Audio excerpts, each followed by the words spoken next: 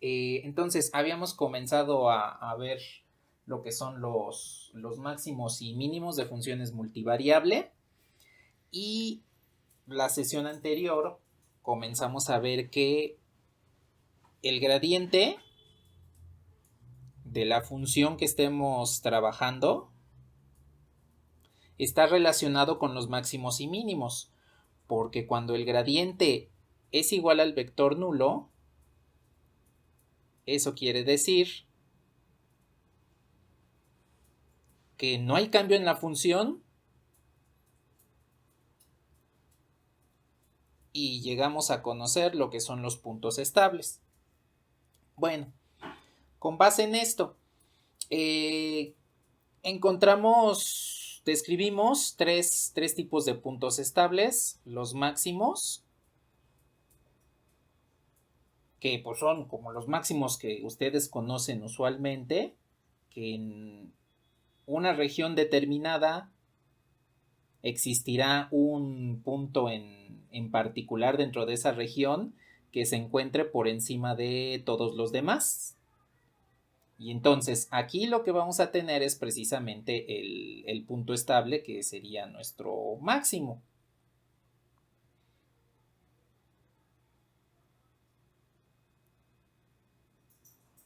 Encontramos también el mínimo, que es lo contrario, en el cual en una región determinada todos los puntos alrededor del mínimo se encuentran por arriba. Entonces aquí es donde tendría el mínimo. Y conocimos una nueva clasificación de punto estable, que hoy ya vamos a conocer por qué se conoce de esta forma, lo que es el punto silla, que de un lado lo veríamos como un mínimo y en otra perspectiva lo veríamos como un máximo. Más o menos estaría aquí ubicado el punto silla. Ya que lo veamos en GeoGebra, pues nos vamos a dar cuenta que tiene una forma peculiaridad, que tiene una forma muy peculiar, y que pues si les ayuda les voy a dar un nombre un poquito más coloquial en lugar de punto silla, que también vamos a comentar por qué le llaman punto silla. En inglés, que viene de saddle point. Entonces, eso es lo que habíamos estipulado. Y debido a la característica que tenemos acá arriba del gradiente igual al vector nulo, pues resulta entonces que las parciales respecto de las variables, para que podamos tener un gradiente nulo, pues estas derivadas deben ser también nulas, que es cada una de las componentes del vector gradiente. Bueno, hasta ahí nos habíamos quedado. Vimos un ejemplo de obtener puntos estables de una función. Encontramos dos puntos estables, un mínimo y un punto silla. Hoy vamos a ver otra función que va a tener otros tipos de puntos estables, y pues vamos a ver las características que va a presentar cada uno de esos puntos en el análisis que vamos a realizar. Pero antes de encontrar puntos estables y catalogarlos, necesito preguntarles: ¿hasta dónde llegaron en álgebra lineal? El semestre justo en el que lo llevaron.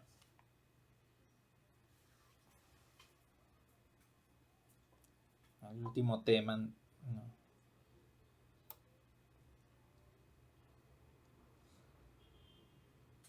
Ahí vamos a tener un pequeño problema, porque es el último tema precisamente el que necesitamos aquí. Bueno, no se preocupen, vamos a dar un repasito rápido de ese último tema.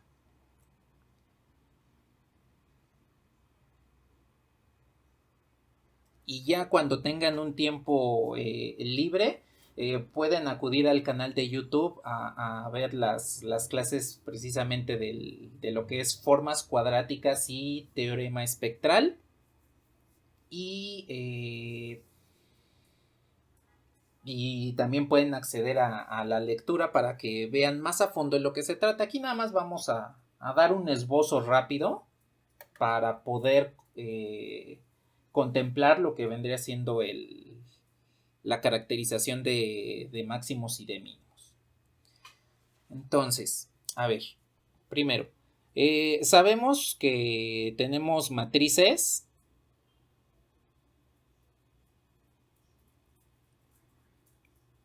cuadradas,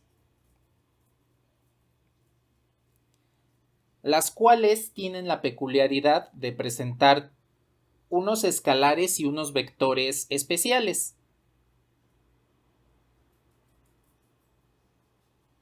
Que son los vectores propios, vectores y valores propios.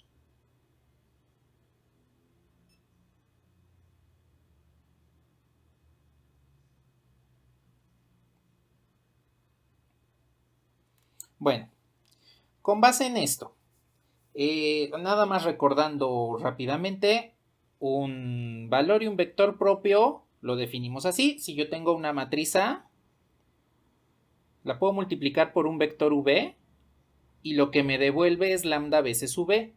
Entonces, el escalar lambda es el valor propio y el vector V es el vector propio. Bueno, de acuerdo a lo que me comentan, pues ese tema, si lo vieron porque es de transformaciones lineales, es el tercer tema de la asignatura, el que ven a la mitad. De todos modos, si ya no se acuerdan de esto, en un tiempo que tengan libre, les reitero, pueden entrar al canal de YouTube y ver las lecturas para recordar cómo se calculan y de qué se tratan estos valores propios. Bueno, ahora, considerando eso, tenemos lo que es la diagonalización.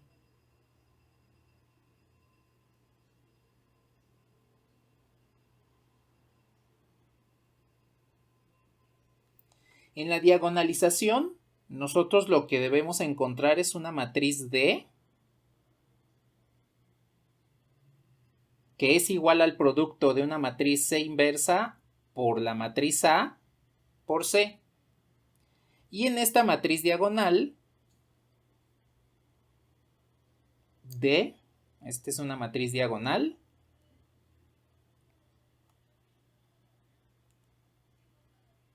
los elementos que precisamente están en la diagonal principal de la matriz y que le dan su nombre, pues son lo que le llamamos los valores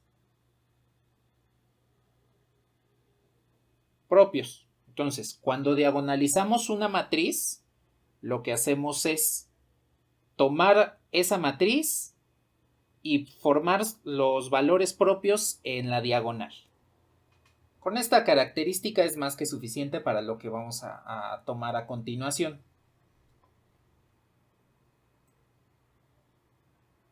Bueno, una de las características de la diagonalización es que el determinante de la matriz D va a ser igual al determinante de la matriz A. Es una de las propiedades que cumplen estas dos matrices. Y si A es una matriz simétrica,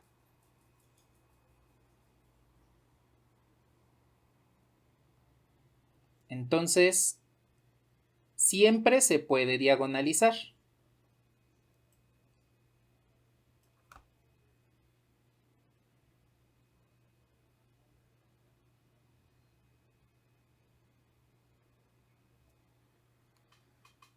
Bueno, aquí es donde entra la parte importante de lo que vamos a utilizar para caracterizar a un punto estable, ya sea máximo, mínimo o el término que, la naturaleza del punto estable que estemos analizando. ¿Por qué? Porque resulta que esta matriz A, que es simétrica, significa que siempre se puede diagonalizar, yo la puedo utilizar para expresar una ecuación que se llama forma cuadrática. Esa expresión es una función f de xy que tiene coeficientes ax cuadrada más bxy más c y cuadrada. Bien, esta forma cuadrática me puede representar geométricamente una cónica.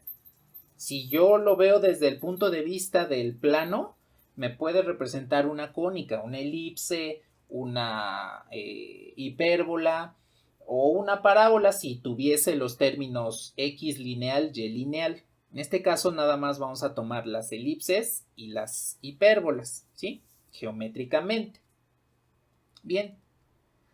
De tal forma que esta función f de xy, que es la forma cuadrática, la puedo expresar en una matriz.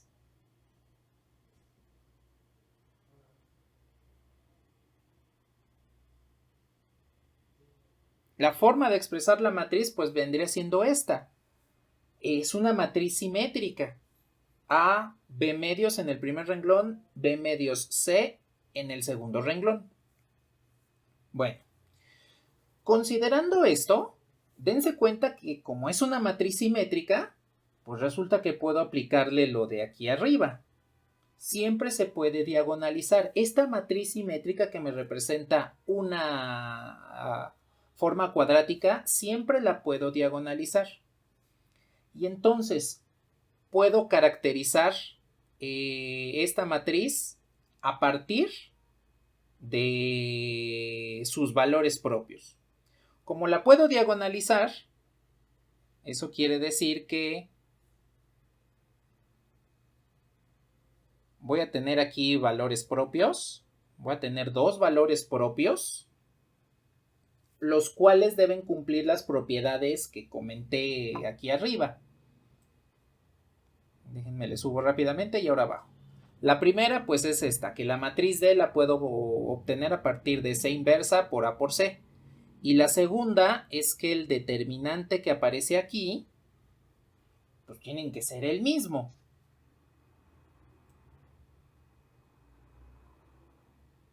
Bueno, con base en eso, voy a calcular los determinantes de estas dos. A ver, si calculo el determinante de la matriz simétrica directamente, sería el producto de estos dos menos el producto de estos dos.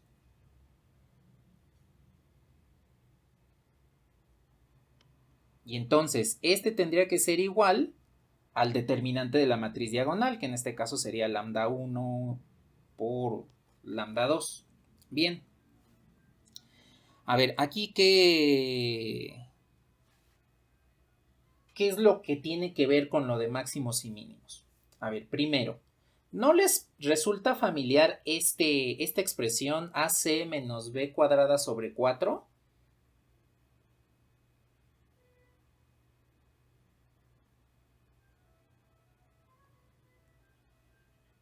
Es el discriminante, exactamente, el discriminante de las cónicas. Bueno, pues este discriminante nos va a ayudar a modelar un discriminante similar, pero para máximos y mínimos. Y entonces aquí vamos a tomar en consideración también los valores propios, porque esos también nos pueden ayudar. Lo de los valores propios lo vamos a ver la siguiente sesión. Aquí solamente quiero centrarme en el discriminante que aparece aquí. Bueno, entonces, esto es el antecedente que quiero de álgebra lineal. Ya la próxima sesión vamos a saber estos qué significan y por qué me interesa cuando los valores propios son positivos, cuando los dos son negativos o cuando uno es positivo y el otro es negativo. Aquí vamos a centrarnos directamente en el discriminante. Bueno, aquí termina por lo pronto el antecedente de álgebra lineal, que pues precisamente es el último subtema del último tema del curso, que por las cuestiones que ya conocemos, pues no pudieron concluirlo correctamente. Pero bueno, aquí tenemos digámoslo así, como un acordeón al respecto. Bueno, ahora, otro antecedente que necesito, que tal vez tampoco lo vieron, es el desarrollo de polinomios de Taylor. Cuando ustedes tienen una función f de x, resulta que la pueden expresar como la serie desde k igual a 0 hasta n de la derivada késima en un punto A entre el factorial de k por el polinomio x menos a elevado a la k. ¿Más o menos lo recuerdan?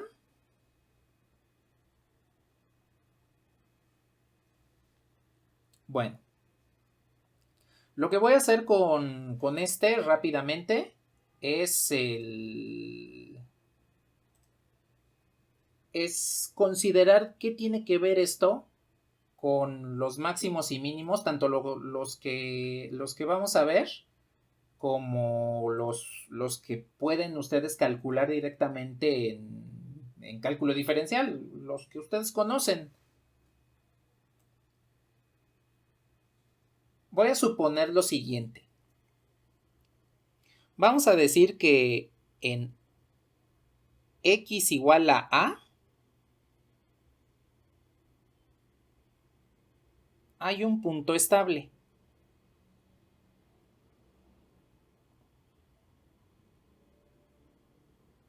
Y de acuerdo a lo que generalizamos la sesión anterior y lo que vieron en cálculo y geometría analítica,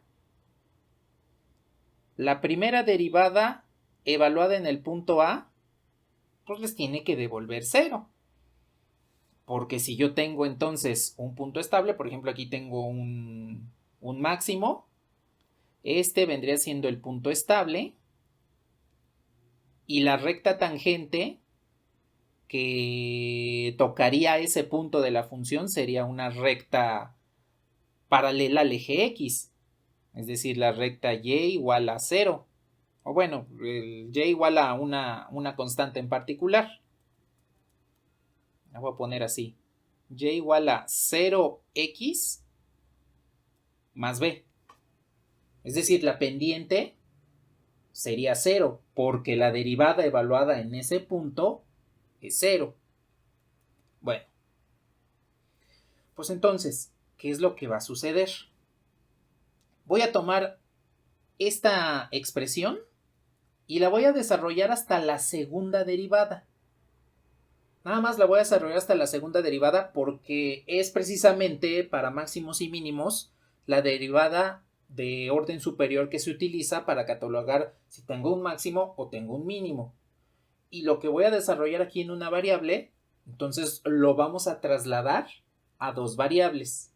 Y ya después quedaría generalizado a el número de variables que ustedes gusten. Bueno, entonces voy a desarrollar la serie rápidamente.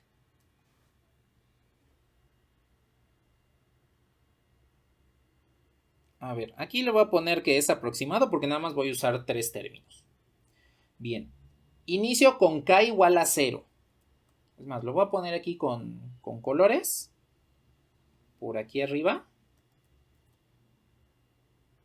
Voy a decir que k es igual a 0.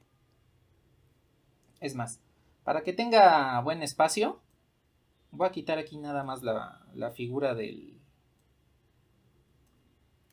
punto estable, ya que sabemos por qué la derivada tiene que ser igual a 0. Entonces, con k igual a 0, el factorial de 0 es 1. La derivada 0 de una función, pues es la función original. Y este polinomio elevado a la 0, pues es 1. Entonces, en el primer término solamente me va a quedar la función evaluada en el punto A. Más. Ahora quiero k igual a 1. Entonces, el factorial de 1 sigue siendo 1. La derivada 1, pues es la primera derivada. y este exponente sería x menos a la 1.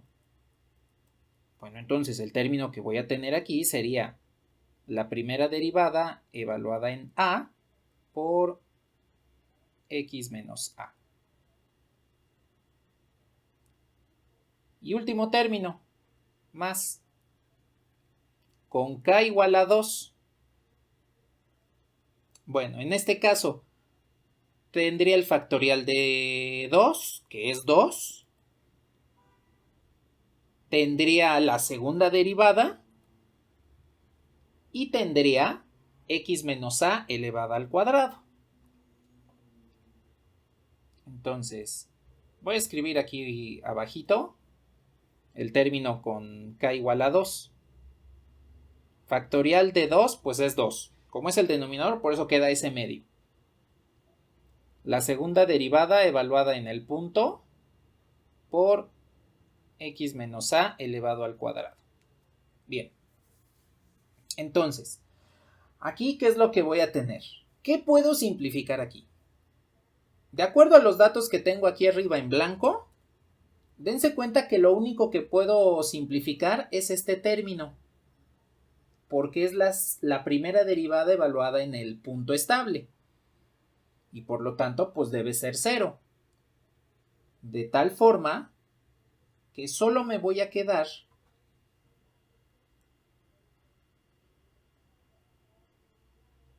con la función evaluada en el punto A más un medio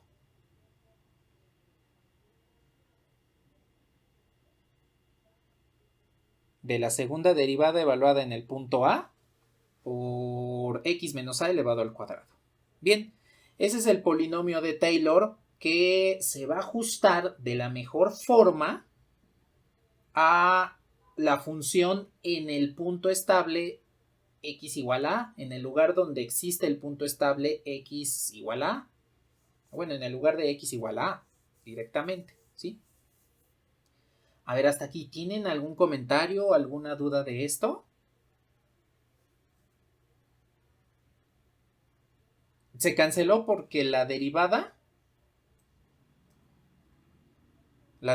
en un máximo o en un mínimo siempre es 0. Cuando tú tienes un punto x igual a, evalúas la derivada y te devuelve 0, por eso es que ese término se simplificó. De nada. ¿Qué pasó?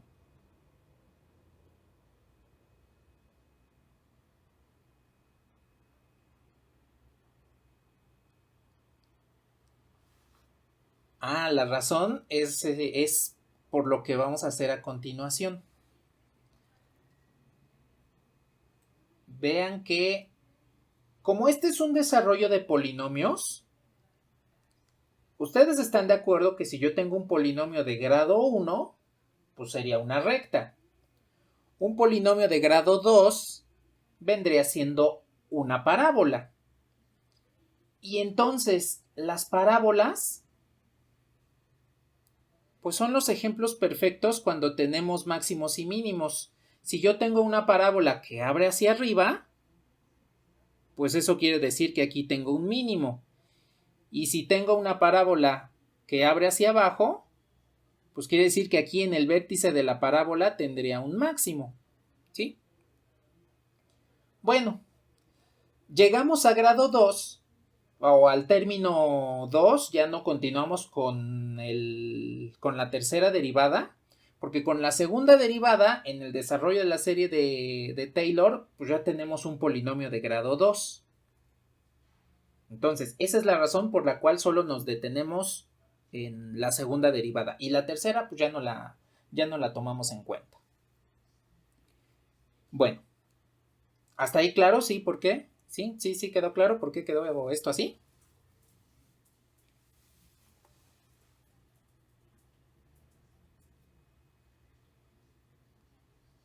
A 2, sí, exactamente. En este caso hasta 2. De nada. Bueno, ahora, quiero preguntarles, esta parte es nada más de geometría analítica.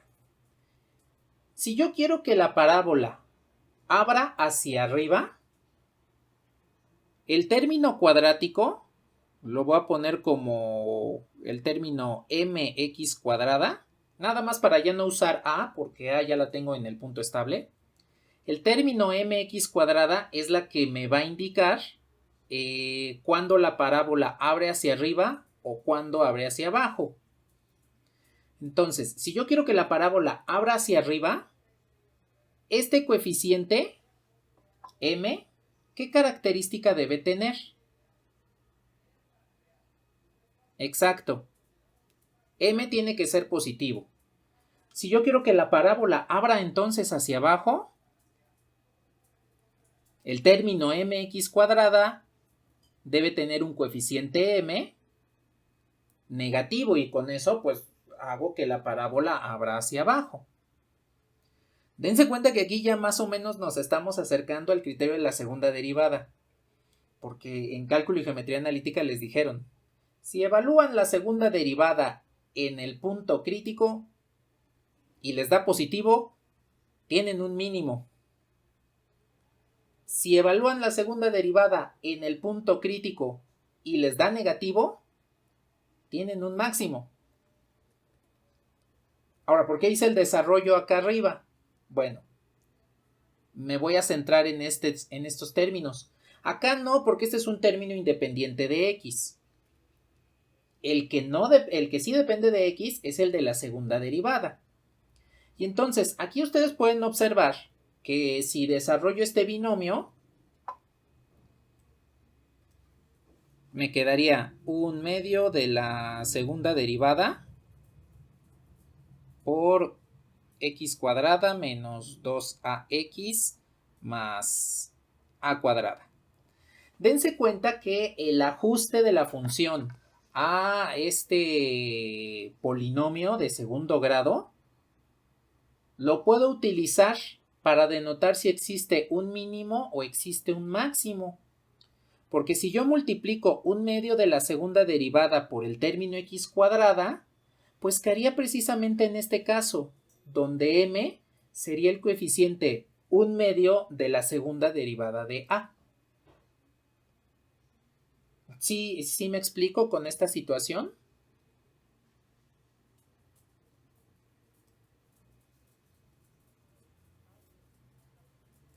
Ajá, exactamente. A es el lugar donde está el punto estable.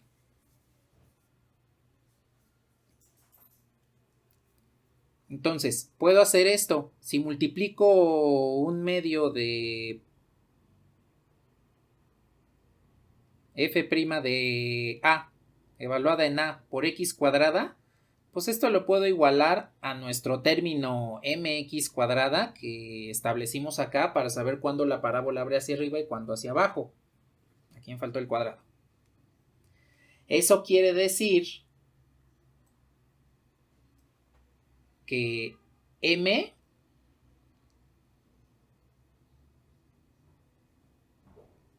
tendría que ser igual a un medio de la segunda derivada. Y si sustituyo esta segunda derivada en esta desigualdad y en esta desigualdad, de ahí es de donde nace el criterio de la segunda derivada para catalogar máximos y mínimos. Entonces, voy a descartar el medio porque es un número positivo y cuando yo multiplico una desigualdad por un número positivo, pues no la afecto.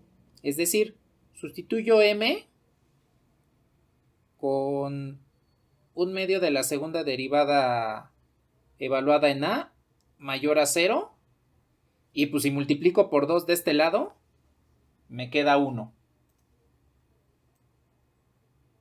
Aquí me queda 1. Multiplico por 2 el 0, pues no lo voy a afectar. Y como es un número positivo, el sentido de la desigualdad no se afecta. Hago lo mismo del otro lado.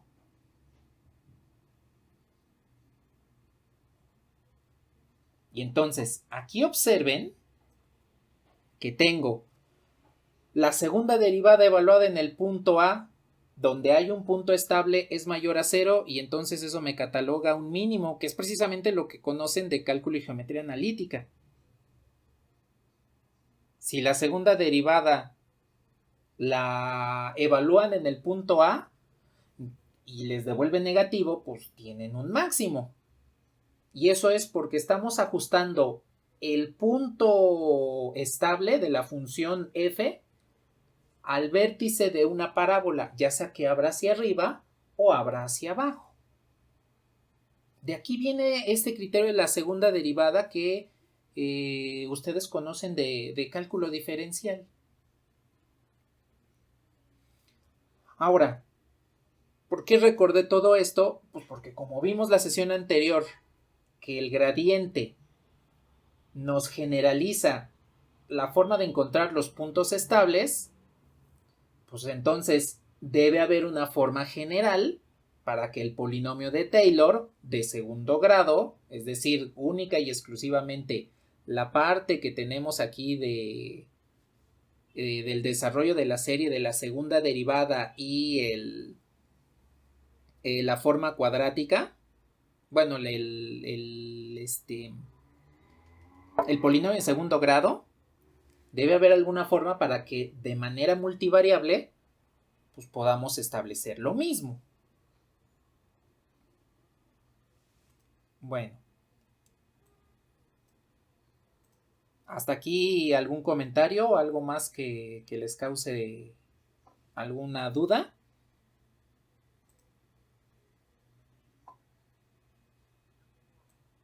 ¿Qué pasó?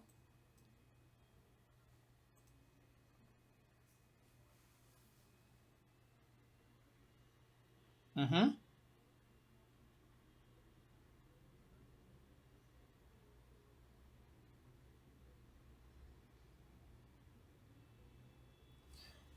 Lo único que estamos haciendo es comparar términos. Porque, bueno, del desarrollo, que es de donde sacamos este término, ahí lo que tendríamos sería la parte de una parábola. Si yo descarto ese coeficiente independiente, que lo único que me va a hacer es subir o bajar la parábola, me queda esta parte, la cual, por esta situación de x menos a al cuadrado, pues voy a tener un polinomio de segundo grado, que pues me denota una parábola.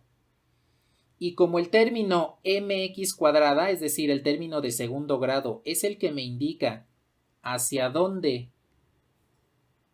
va a abrir la parábola, ya sea hacia arriba o hacia abajo, por eso es que nada más nos dedicamos a analizar qué es lo que sucede en el término de la segunda derivada del polinomio de Taylor, qué es lo que sucede al multiplicar esa segunda derivada por el término cuadrático, porque aquí pues hay que recordar que este es un binomio al cuadrado y acá abajo nada más lo desarrollé.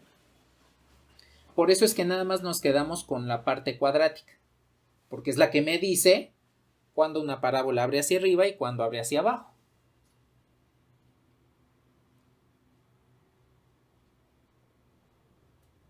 De nada. Bueno. Indíquenme si les puedo borrar, ya que sabemos de dónde sale el criterio de la segunda derivada en una variable, ahora vamos a pasarnos a multivariable. Díganme si les puedo borrar.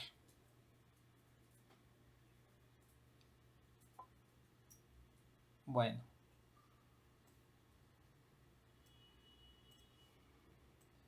Entonces, aquí nada más voy a anotar cosas importantes.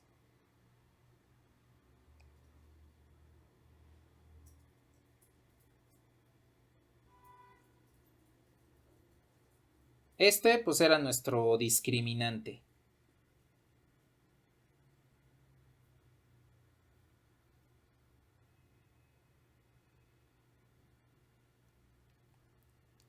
Bien. Considerando esto, vamos a tomar en cuenta solamente la parte cuadrática del polinomio de Taylor, que vendría siendo la segunda derivada evaluada en a por x menos a al cuadrado. El medio ya no lo voy a tomar en cuenta, pues porque como lo vimos hace un momento, ese medio pues no nos va a afectar en las desigualdades que queramos tomar en consideración. ¿Sí? Bueno, entonces, aquí vamos a desarrollarlo con base en dos variables. De acuerdo a lo que sabemos al momento,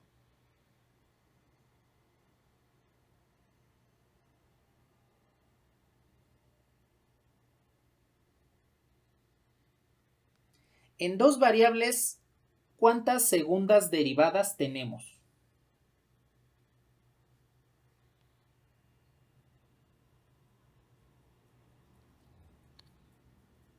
¿Dos? ¿Cuatro? ¿Quién da más? ¿Quién da menos?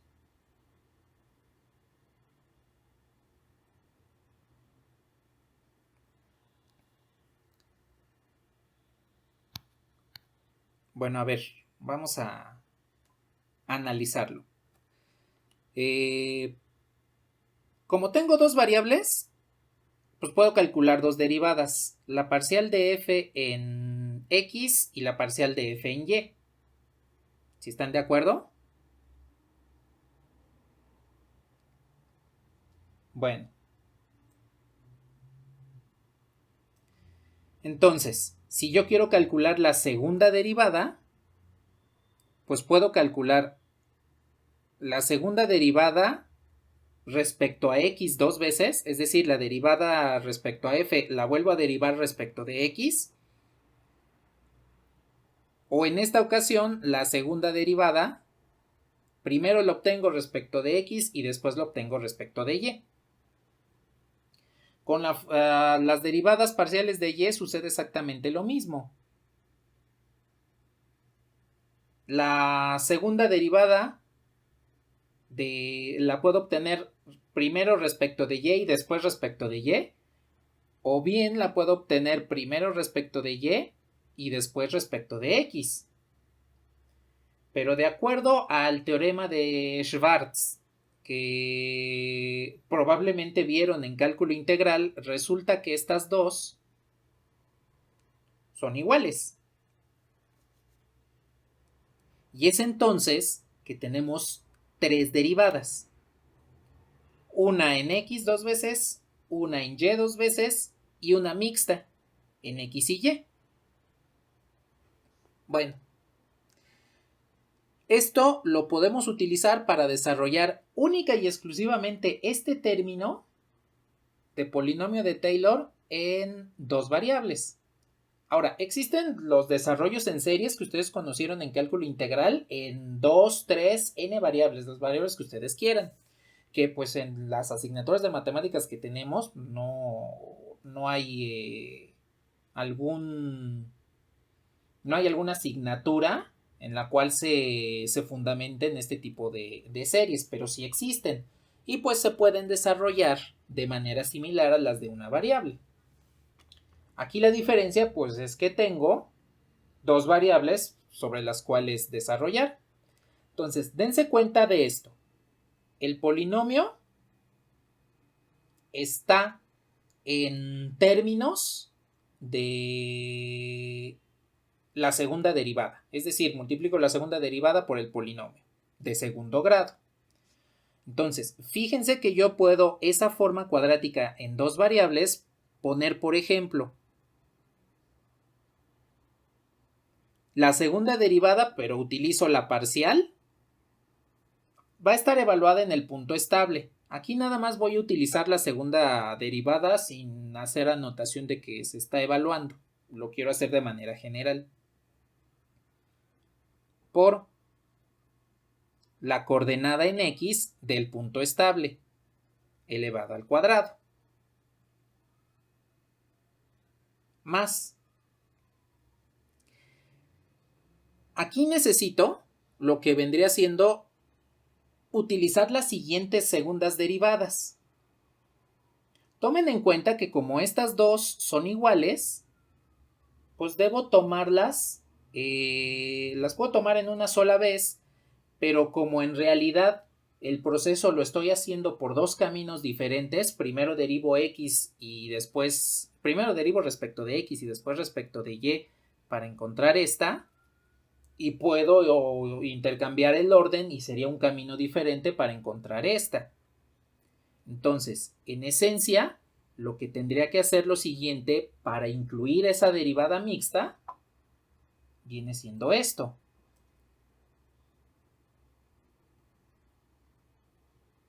Tendría la parcial de x, la parcial mixta xy más la parcial mixta yx por el polinomio de segundo grado. Aquí, como las parciales son mixtas, primero respecto de x, después respecto de y, pues el polinomio debe quedar con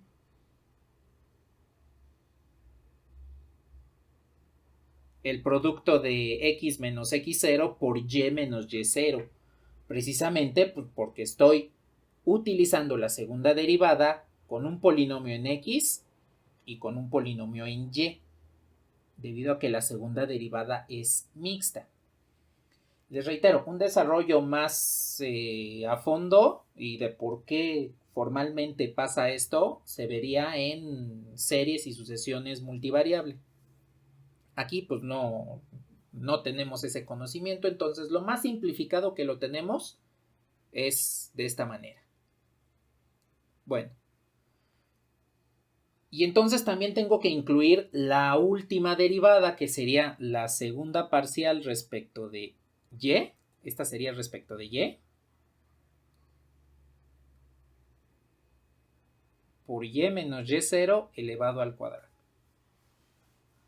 Bueno, pues con base en esto, puedes simplificar rápidamente un poquito.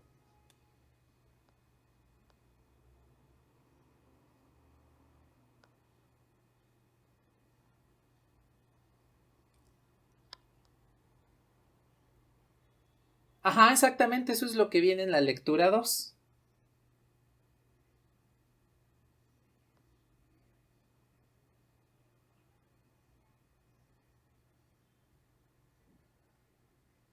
¿En cuál? Ah, se parece porque lo que vamos a hacer a continuación es modelarlo con lo que ya sabemos de álgebra lineal. Lo que conocimos hace un ratito sobre cómo formar una matriz a partir de una forma cuadrática. Vamos a ver qué es lo que sucede.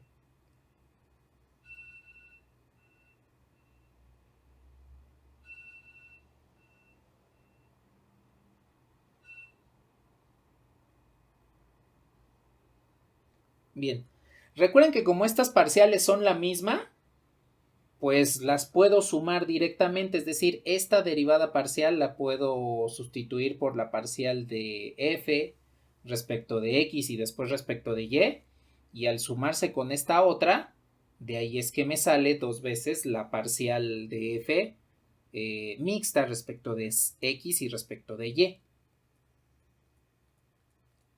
¿Hasta ahí tienen algún otro comentario?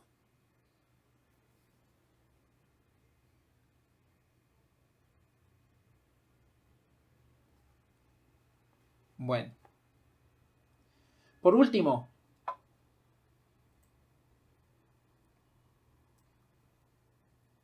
estos términos, x menos x0, los voy a sustituir. Aquí nada más las voy a poner como una x en negrita para tomar en consideración que ya sería la suma completa de esto. ¿Sí? Entonces, bueno, este sí se los voy a dejar. Este sería x en negrita y este entonces sería y en negrita. Bien. La forma de este polinomio me queda como la segunda parcial respecto de x por x negrita al cuadrado más dos veces la parcial mixta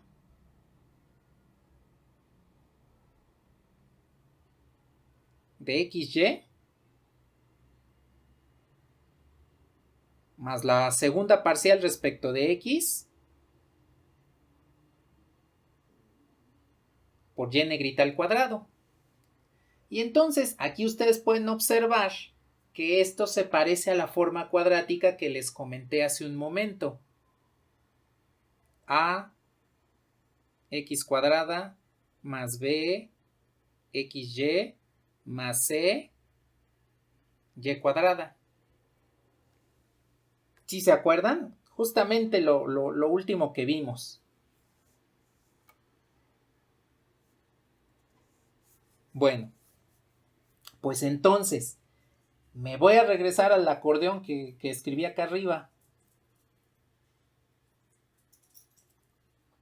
Debido a que este discriminante sale directamente de la matriz que acomodamos hace un momento, pues significa que yo puedo sustituir los coeficientes de ese último polinomio que acabamos de encontrar aquí. Entonces, el primer término es A por C, es decir, la segunda parcial respecto de X por la segunda parcial respecto de Y, menos B cuadrada. Aquí tendría dos veces la parcial mixta al cuadrado. Entonces, 2 al cuadrado es 4. Por la parcial mixta al cuadrado dividida entre 4. Entonces puedo simplificar estos dos. Y lo que me queda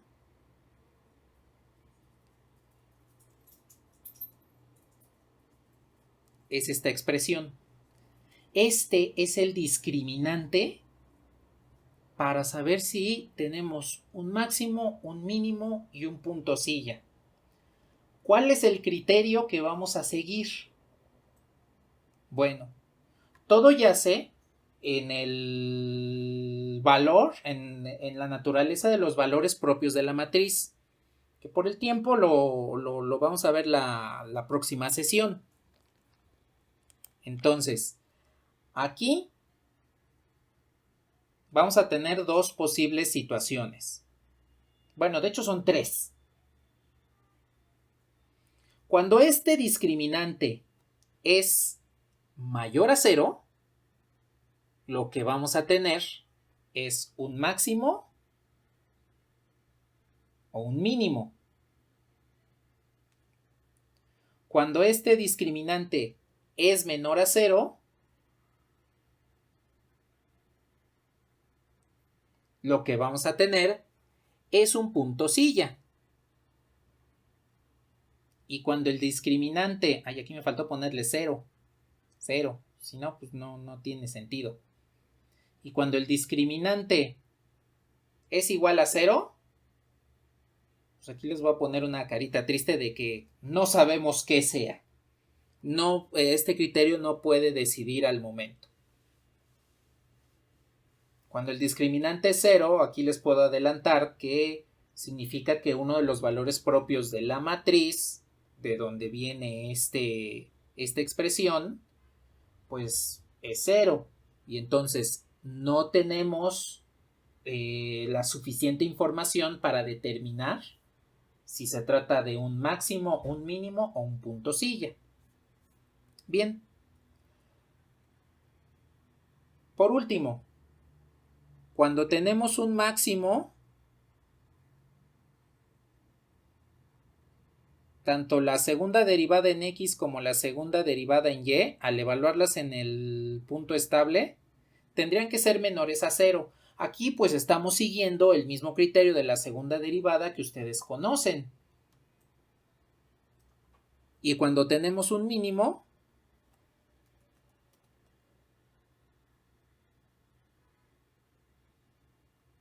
entonces tenemos que las segundas derivadas van a ser mayores a 0. De hecho, no hay que saber el signo de ambas derivadas, Con que lo sepamos de una es suficiente. Pero en esencia, si se trata de un máximo, pues no importa cuál de las dos tomemos, siempre nos va a conducir hacia el mismo lugar, de que puede ser un máximo si ambas son negativas o puede ser un mínimo si ambas son positivas. Esto también tiene que ver con los valores propios de la matriz que me representaría esta forma cuadrática, que les adelanto se conoce como matriz hessiana. Hablaremos de ella el próximo martes más a fondo. Esto es lo que conocemos como el criterio de la segunda derivada.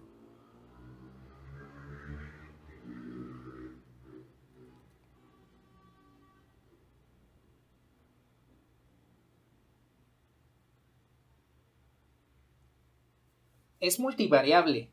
No importa si ustedes toman en consideración el 2, 3, 4, las variables que quieran. Va a cambiar la forma de este discriminante. Sí va a cambiar porque pues, ahí tendríamos mezcladas las derivadas de, por ejemplo, si tengo z, pues tendría mezcladas las derivadas segunda parcial respecto de z, segunda parcial respecto de x, respecto de z, respecto de y, respecto de z. ¿Sí? Eso sí va a cambiar, porque la matriz de la que vendría sería de orden 3, ya no de orden 2 como esta. Este criterio de la segunda derivada solo les recomiendo que lo usemos para funciones de dos variables. Para funciones de 3, pues ya vamos a ver de dónde viene esto a partir de los valores propios. Y vamos a ver que es exactamente lo mismo. ¿Hasta aquí tienen algún comentario?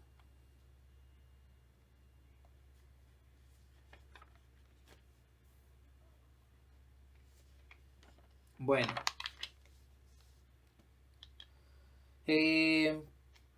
Pues sí les recomiendo que revisen ese último tema de álgebra lineal para que también tengan una noción un poquito más abundante de lo que vamos a concluir la próxima sesión, ¿sí? La parte de lo del polinomio de Taylor, pues en sí pues no tengo lecturas de cálculo integral porque el semestre anterior fue la primera vez que di la asignatura, entonces pues no la tenía bien medida de cómo debía separar los temas en lecturas, pero los de álgebra lineal sí. Entonces, de hecho, en la última lectura de álgebra lineal hago referencia precisamente a esto y que nos va a ayudar a saber, a conocer qué tienen que ver los valores propios y que lo vamos a retomar la siguiente sesión. Entonces, nada más por el tiempo que nos queda después del incidente que les comento con la energía eléctrica en mi edificio, vamos a retomar el ejemplo anterior. Lo voy a mostrar también en GeoGebra en un momento más. Y vamos a catalogar si efectivamente lo que tenemos son los puntos estables son máximo, mínimo o punto silla de acuerdo a lo que encontramos en la sesión anterior. Entonces, díganme si les puedo mover a la pizarra.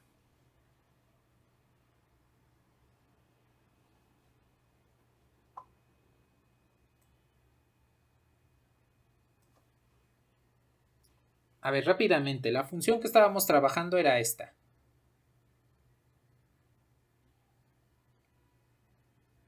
F de xy es igual a x cúbica más y cuadrada menos 3xy. Esa es la función que estábamos trabajando. Encontramos que la primera derivada es 3x cuadrada menos 3x menos 3y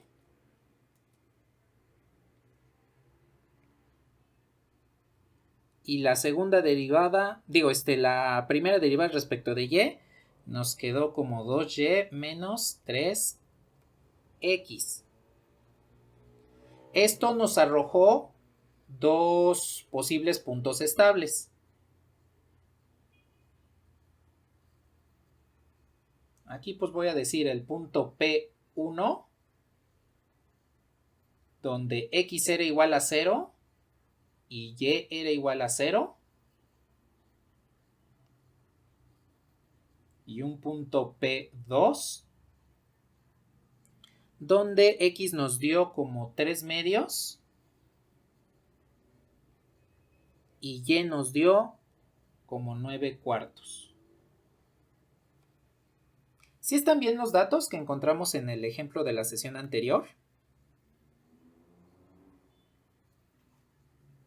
Vale.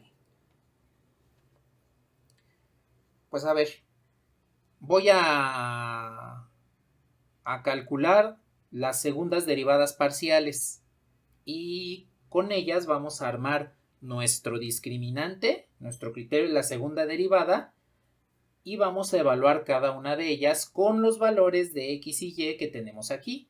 Para el punto 1 pues evaluaríamos esta pareja y para el punto 2 evaluaríamos esta segunda pareja. Bien, pues a ver, calculo rápidamente. La segunda parcial respecto de X, entonces, la derivada de esta respecto de X, pues es 6X. La derivada de esta respecto de X, pues es 0.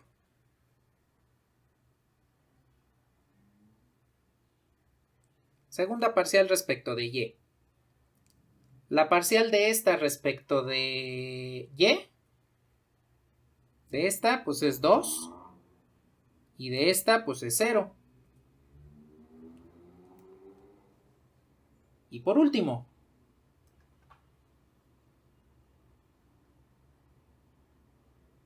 la segunda parcial mixta. Aquí pues ustedes pueden elegir la que ustedes gusten. Por ejemplo, si eligen esta y la derivan respecto de Y, pues les da menos 3. Si eligen esta y la derivan respecto de X, pues también les da menos 3. Bueno, aquí ya tenemos nuestras derivadas parciales. Por la naturaleza de la función, estas parciales pues ya son constantes, entonces ya no necesitamos evaluarlas. No en todas las funciones sucede eso. Habrá algunas en las cuales aquí tendremos, no sé, X más E a la Y menos 2 y lo mismo por acá.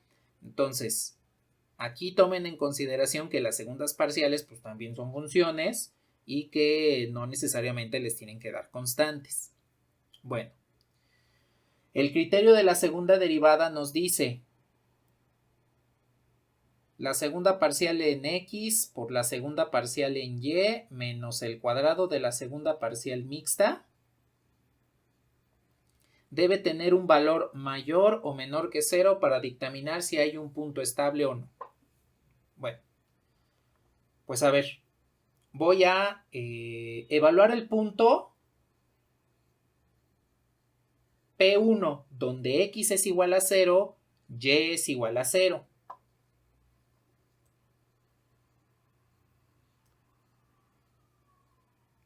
Entonces, la segunda parcial, aquí sí ya evaluada, en X igual a 0, Y igual a 0, pues tendría que ser igual a 6X, pues como X vale 0. Eso quiere decir que la segunda derivada parcial evaluada en el punto estable es 0. Para este. La segunda parcial en Y, pues es constante, ya no la evalúo. La segunda parcial mixta también es constante, aquí las pueden ver, ya no la evalúo. Entonces puedo sustituir directamente en nuestro discriminante. Bueno, entonces la segunda parcial respecto de X ya evaluada, pues nos dio 0. Por la segunda parcial evaluada en Y, pues es 2. Bueno, respecto de Y ya evaluada es 2. Y la parcial mixta ya evaluada es menos 3. Y esto debo elevarlo al cuadrado. Entonces, aquí ustedes pueden darse cuenta que este discriminante es menor a 0. Porque tendría 2 por 0, pues es 0. Menos 3 al cuadrado es 9. Por este menos, pues me queda menos 9, que es menor a 0. Bien, de acuerdo al criterio, díganme qué es lo que tenemos en este punto. Esto es un punto silla, exactamente.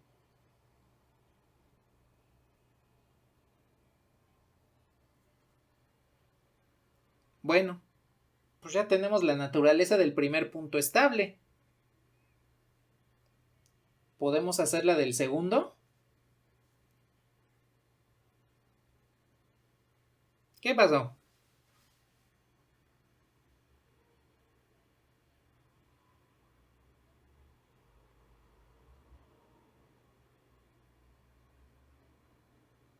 Ah, no, ahí fue cuando hicimos esto. Cuando las primeras derivadas parciales, estas, las igualamos a cero. Precisamente porque ahí es donde el gradiente no cambia. Cuando el gradiente es cero significa que no hay cambio y por eso es un punto estable, porque no tiene cambio. Resolvemos el sistema de ecuaciones que se nos presenta aquí y de ahí es de donde salió x igual a 0, y igual a 0 y x igual a 3 medios, y igual a 9 cuartos. De nada. Bueno, ¿algo más?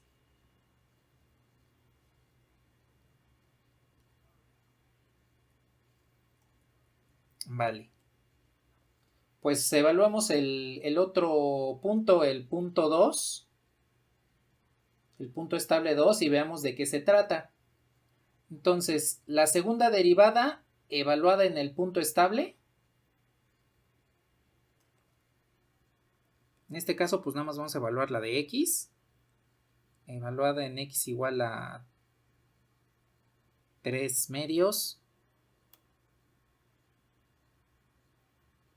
y igual a 9 cuartos, pues es igual a 6 por 3 medios, y entonces esto es 9. Bueno, las otras recordemos que son constantes, entonces pues ya no las evaluamos. Bien. Entonces, la primera parcial es 9. Bueno, la derivada parcial respecto de x y evaluada es 9. La de y evaluada es menos 2. Y la mixta es menos 3. Y pues aquí nos devolvería 18 menos 9. Ahí aquí le puse menor que 0. Esto pues obviamente no es menor que 0.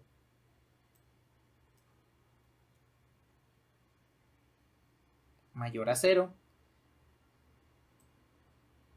Y pues tenemos que 9 es mayor a 0. Eso quiere decir que tenemos un máximo o un mínimo. Y para determinar la naturaleza exacta, pues vamos a ver las segundas derivadas parciales. Observen que la derivada parcial en x, ya evaluada, es 9. Aquí la tenemos ya evaluada. Las parciales ya debemos tomarlas evaluadas. Y también recordemos que la segunda parcial en y, pues es constante. Ya no necesitamos evaluarla. Es 2. Dense cuenta que estas dos derivadas son mayores a 0. Y entonces, de acuerdo al criterio de la segunda derivada, aquí tenemos un mínimo. Esta parte de este criterio de segunda derivada multivariable, recuerden que ya es directamente parte de la consecuencia que nos denota el criterio de la segunda derivada en una variable. Entonces, aquí ustedes pueden observar cómo por ambas direcciones, en dirección del eje X y en dirección del eje Y, ambas derivadas son positivas y por lo tanto lo que debemos tener es un mínimo. ¿Hasta aquí tienen algún comentario?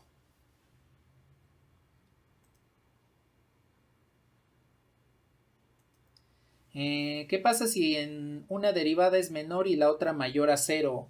Resulta que tendríamos un punto silla, porque significa que por un lado estamos viendo como un máximo y por el otro estaríamos viendo por un mínimo.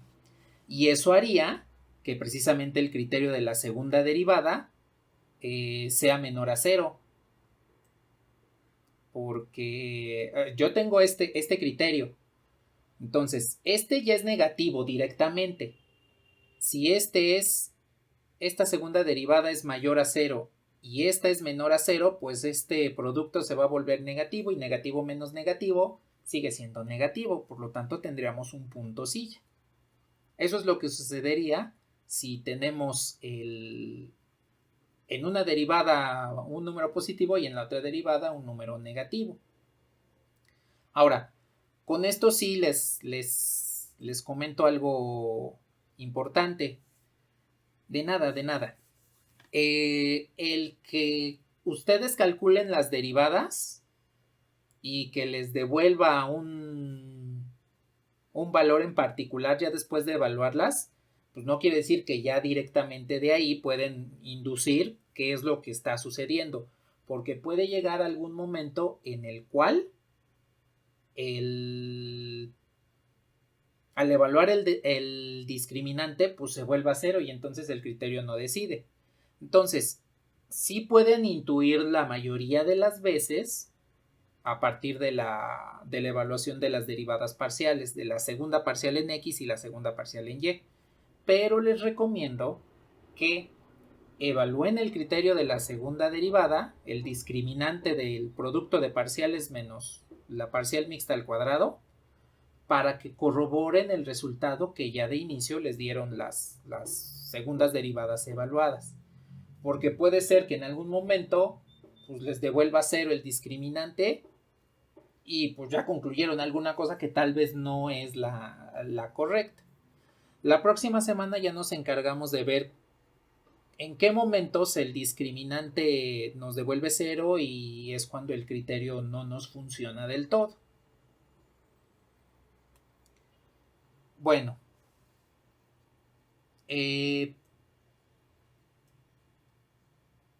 voy a mostrarles GeoGebra.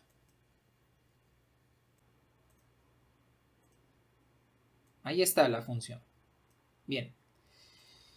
La función GeoGebra. A ver, escribo rápidamente la función f de xy era igual a x cúbica más y cuadrada menos 3xy. Y aquí tengo la función. Nada más le voy a cambiar un poquito el color para que no se vea tan opaca. Ahí tenemos la función. Observen cómo aquí existen un mínimo, aquí lo podemos ver en este valle que tenemos, así como esta parte de tazón de la función. Y tenemos un punto silla que vendría siendo, por aquí lo veo como un máximo y por acá arriba lo veo como un mínimo, entonces significa que eso es un punto silla. Y hoy no me va a dar tiempo de indicarles por qué se llama punto silla, lo dejamos para la siguiente sesión. Entonces, el criterio de la segunda derivada nos dijo en 0, 0, en x igual a 0, y igual a 0, y para la componente en z, pues voy a evaluar la función precisamente en 0, 0, vas a tener un punto silla. Entonces, observen cómo aquí el punto P se encuentra precisamente por aquí donde hay un máximo, se ve que hay un máximo, y por acá que parece como un mínimo. Entonces aquí tengo el punto silla. Y el criterio también me dijo, en x igual a 3 medios, y igual a 9 cuartos, debes tener un mínimo. Entonces aquí f sería 3 medios, evaluada en 3 medios, 9 cuartos. Y vean cómo efectivamente es en el fondo, en este punto Q, en el fondo de este como si fuese un tazón para ensalada, esta parte que parece tazón para ensalada, tengo un mínimo. Entonces observen cómo el criterio de la segunda derivada les ayuda a determinar si existe un máximo, existe un mínimo en los puntos estables que hayan encontrado.